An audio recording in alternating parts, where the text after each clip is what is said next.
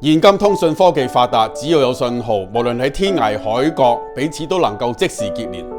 但係喺我哋嘅生命當中，更加需要搭上一條天地線，同創造生命嘅神真實相連。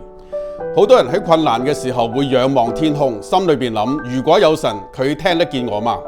事實上，神早已經主動發出嗰條連線，只等待我哋接上。耶穌係我哋通向天父嘅唯一道路。